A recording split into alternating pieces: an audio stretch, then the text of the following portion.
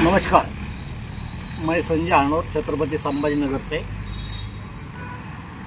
जय संघर्ष वाहन चालक सामाजिक संस्था, इन्होंने ये सोच के रास्ते अपघात योजना की मांग की थी कि भाई रोड पर अगर एक्सीडेंट होता है तो ड्राइवर बाहर का होता है, प्रवासी बाहर के होते हैं, कौन किसी को उठाता है और अस्पताल लेके जाता है तो वहाँ डिपॉजिट की मांग किया जाती है। तो कौन किसी के लिए क्यों मांग करेंगे, इसलिए हमने सरकार से मांग करी थी और केंद्रीय रास्ते अपघात योजना मंजूर हो गई 26 जनवरी 2026 को।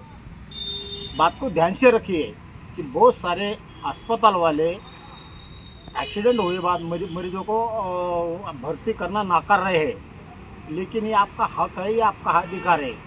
तो वो योजना पीएम राहत योजना में समाविष्ट की है और जिसमें 1.5 लाख तक का खर्चा है। कैशलेस योजना है, 1 रुपया भी एडवांस में भरने की ज़रूरत नहीं। और दूसरी बात यह है कि अगर एक्सीडेंट होने के बाद अगर आदमी की जान चली गई तो उसके परिवार वालों को 2.5 लाख रुपए उनके मुआवजा मिलता है। लेकिन अभी ये बहुत सारे हॉस्पिटल वाले उपचार के लिए नाकारते हैं और पेशेंट के परिवार से या उनके रिश्तेदारों से एडवांस में पैसे लेते हैं। ये गलत है।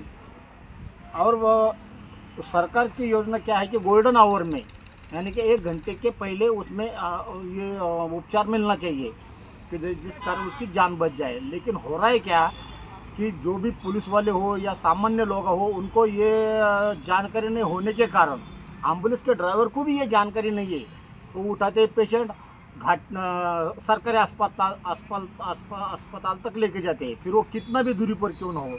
लेकिन ऐसा करने की ज़रूरत नहीं है।